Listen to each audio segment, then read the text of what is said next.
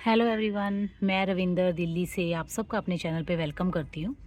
और आज की वीडियो की शुरुआत ये सुंदर सुंदर जो है ब्रोकली के फूलों के साथ। ये देखिए, ये मेरी जो ब्रोकली है उस पर अब हेड जो है वो फॉर्मेट होना लग गया है।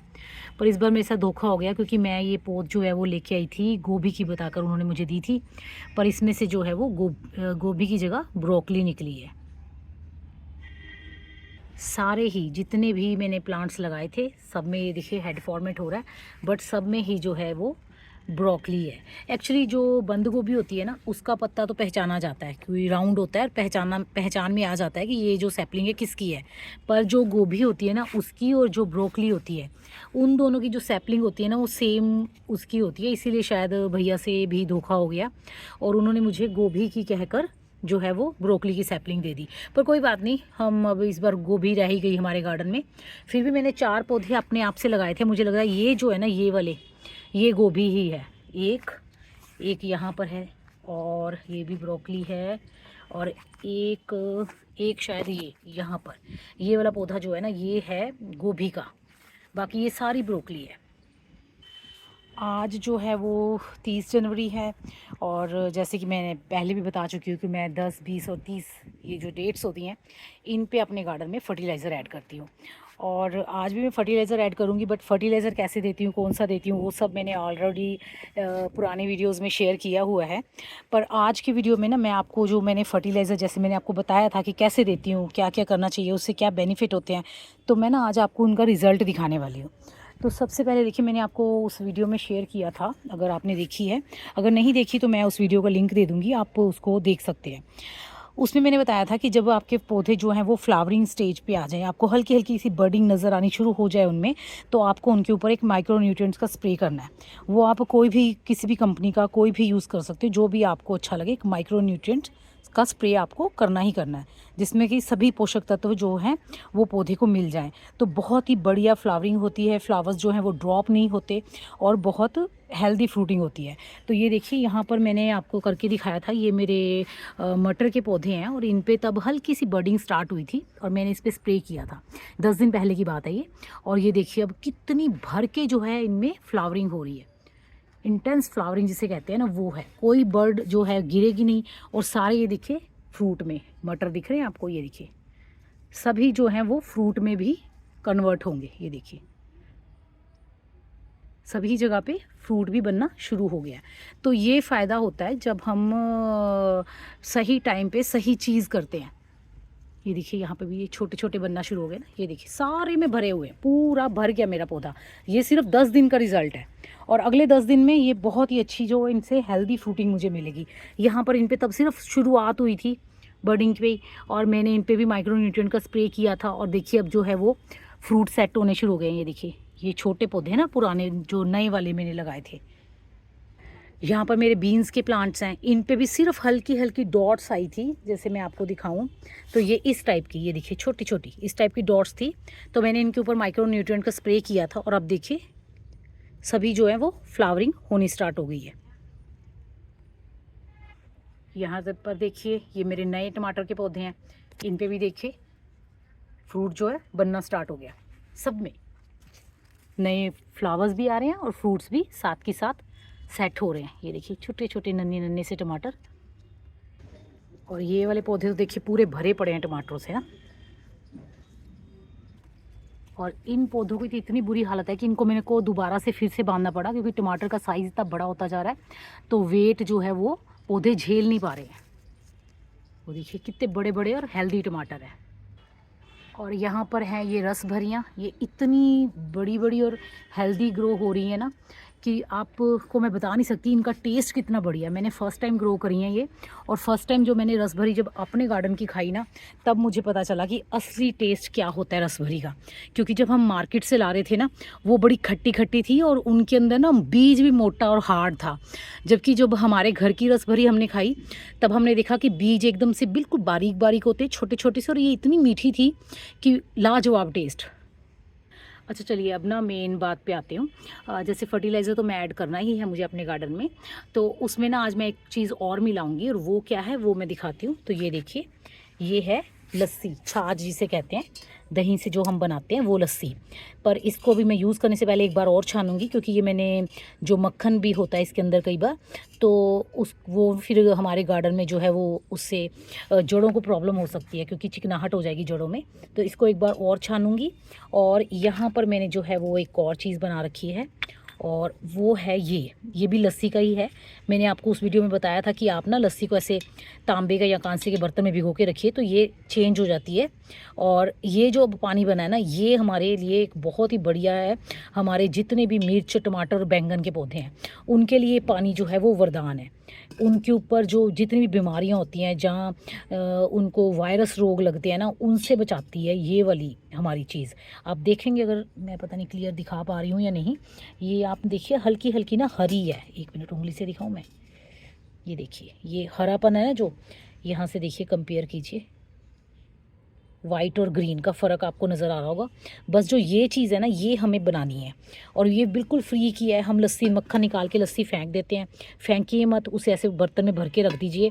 ये आपकी एक दवा तैयार हो जाएगी, जो आपके पौधों को रोगों से बचाएगी। लीफ कल जो वायरस आता है उससे बचाती है, पौधों को हेल्दी रखती है।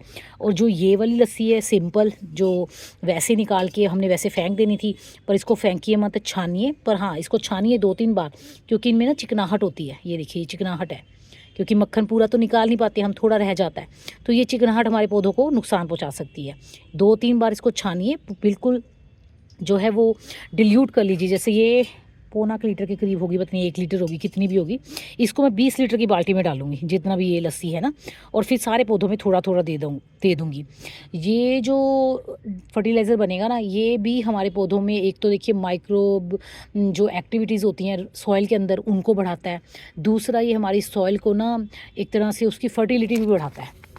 और जो भी हम जैसे अगर आप मेरे रेगुलर व्यूअर हैं तो आप जानते हैं कि मैं गार्डन में ना किचन वेस्ट भी यूज़ करती हूँ, नीचे भरती हूँ अपने पौधों में बेस पे। तो उस किचन वेस्ट को भी डिकम्पोज करने में ये लस्सी के जो माइक्रोब्स होते हैं वो हेल्प करते हैं। कैल्शियम की कमी को पूरा करती है ये लस्सी। मतलब काफ़ी सारी बेनिफिट्स हैं अगर आप ऐसे खट्टी लस्सी को अपने गार्डन में यूज़ करते हैं। तो ये अगर मैं आपको दिखाऊँ ना, तो देखिए कितनी ज़्यादा, ये मैं एक वाइट लेके आई हूँ आप, ताकि आपको क्लियर नज़र आए। इसको मैं ना पानी को भी इसमें छान लेती हूँ। तो अब आप देखना ये पानी किस कलर का है। ये देखिए, ये जैसे साफ़ फंगीसाइड होता है उस कलर का बन गया ना, तो ये भी एक तरह से साफ़ फंगीसाइड ही है। ये भी बहुत जहरीला है, अगर हम इसे ह्यूमन बॉडी कंज्यूम करती है ना, तो उसके लिए बहुत हार्मफुल है ये। पर ये हमारे पौधों के लिए वरदान है, और बिल्कुल ऑर्गेनिक है, बिना किसी केमिकल के, बिना किसी जो हार्मफुल पेस्टिसाइड है ना उनसे। और ये हमारी घरेलू चीज़ है, फ्री की बन गई। वैसे हम इसे फेंक देते लस्सी को, और अब ये हमारे पास फ्री की बन गई। देखिए अभी भी इसमें चिकनाहट है, इसको एक बार और छानूंगी बारीक वाली छन्नी से, फिर इसे मैं स्प्रेयर में भरूंगी। तो अब मैं बात कर लेती हूँ इसको यूज़ कैसे करना है। जैसे ये ना, अगर ये मैं पूरी छान लूँगी ना, तो ये बन जाएगी आधा लीटर। ये जो, क्योंकि जो मेरे पास कप है ना, ये जो है कप, ये आधा लीटर का है। तो ये आधा लीटर मतलब 500 ml ना, 500 ml को मैं जो है वो अपनी एक 5 लीटर की स्प्रे बॉटल है उसके अंदर डालूंगी। ये देखिए, ये मेरी एक 5 लीटर की स्प्रे बॉटल है, इसमें मैं आधा लीटर डालूंगी। तो आप ये हिसाब लगा लीजिए कि अगर आपकी 1 लीटर की बॉटल है स्प्रे बॉटल, तो उसमें आपको 100 ml डालनी है। अगर आपकी 2 लीटर की है तो उसमें आपको 200 ml डालना है। ऐसे ऐसे बढ़ाते जाइए। ये 500 ml और 5 लीटर की बॉटल में मैं इसको डाल रही हूँ, और सारे पौधों पे स्प्रे कर दीजिए। पौधों पे स्प्रे, जितने भी आपके मिर्च, बैंगन और टमाटर के पौधे हैं ना, उन पे खास तौर पे, क्योंकि उनमें ना टमाटर में एक रोग आता है, पत्ते ना ऐसे ऐसे करके ऊपर की तरफ मुड़ने लग जाते हैं, ऐसे ऊपर की तरफ। तो और फिर उसके बाद जो है वो आपका टमाटर का पौधा जो है वो बीमार हो जाता है। फिर उस पर किसी भी तरह का कोई फल नहीं लगना, लगेगा भी ना बीमार सा, छोटा सा, टेढ़े मेढ़े से, अजीब से। और वो फिर एक तरह ना वायरस की तरह आपके पूरे गार्डन में सारे टमाटर के पौधों को जो है वो ख़राब कर देगा, मिर्च के पौधों को ख़राब करेगा, बैंगन के पौधों को ख़राब करेगा। तो हम मोस्टली ये सलाह देते हैं कि अगर वो रोग आ गया है ना, तो टमाटर के पौधे को, मिर्च के पौधे को, या बैंगन के, किसी में भी है, उसको उखाड़ो और फेंक दो। और अगर स्टार्टिंग स्टेज लग रही है आपको, तब आप उसको क्योर कर सकते हो, उसका इलाज कर सकते हो, जो मैंने अभी आपको बताई है। ये खट्टी छाछ से हरा लिक्विड बनाओ। ये कांसे के इसमें भर के। तो उससे क्या होता है कि हमारे ये जो वायरस है ना वो ख़त्म हो जाता है और जो नई पत्तियाँ आती हैं वो अच्छी और हेल्दी होती हैं और हम पौधे को जो है वो बीमारी से बचा सकते हैं। कहते हैं ना बीमारी अगर ज़्यादा फैल जाए तो फिर इलाज नहीं है, पर अगर स्टार्टिंग में शुरू में पकड़ में आ जाए तो इलाज है। तो मैं जो है अपने सारे जितने भी टमाटर के पौधे हैं, आप देखिए ये कितना हेल्दी है, इसके पत्ते आपको मुड़े हुए नज़र नहीं आ रहे होंगे। ये देखिए कितना हेल्दी है, कोई पत्ता आपको मुड़ा हुआ नज़र नहीं आ रहा होगा। यहाँ ये देखिए, ये तो मैंने खैर लगाया हुआ है और ये ना मेरे रबर प्लांट के पौधे में अपने आप ही निकल आए हैं 2 टमाटर के पौधे। मैंने रहने दिया, इनको भी नहीं हटाया, लगे हुए हैं ये। और ये देखिए सब कितने हेल्दी और फ्रेश है ना लीव्स, किसी के भी आपको मुड़े हुए या बीमार नज़र नहीं आ रहे होंगे। इसलिए क्योंकि मैं वैसे तो मैं वीरोफिन यूज़ करती हूँ। जैसे ही प्लांट्स जो है मेरे वो 10 से 15 दिन हो जाते हैं ना उनको ट्रांसप्लांट किए हुए, तो मैं उनके ऊपर एक स्प्रे वीरोफिन का कर देती हूँ। उससे जो है ना ये मरोड़िया रोग आता ही नहीं है, जिसमें जिसे लीफ कर्ल वायरस कहते हैं ना, वो आता ही नहीं है। और अगर आता है तो फिर एक बार स्प्रे कर दो तो उससे बिल्कुल एकदम से कंट्रोल हो जाता है इमीडिएटली। पर फिर भी अगर आपके पास वीरोफिन नहीं है तो ये जो मैंने आपको घरेलू दवाई बताई है बहुत आसान है बनाना, फ्री की है, बिना किसी लागत के। ये जो है आपके गार्डन को हेल्दी और रोग मुक्त रखती है। तो आज मैं ना ये भी स्प्रे करने वाली हूँ। चलिए फिर स्प्रे बनाते हैं।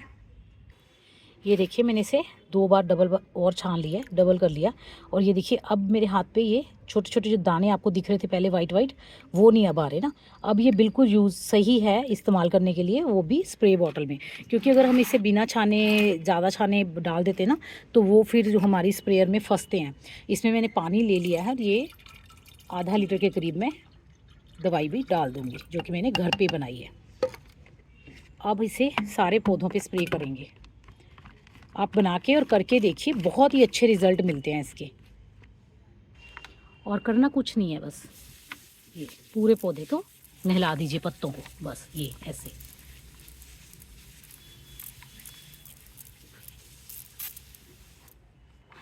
ये मैंने एक ये जो है बैंगन का पौधा रीपॉट किया है, इस पर भी डाल दूंगी। छोटे पौधों पर डालो ना तब, ताकि बाद में ये प्रॉब्लम आपको फेस ही ना करनी पड़े।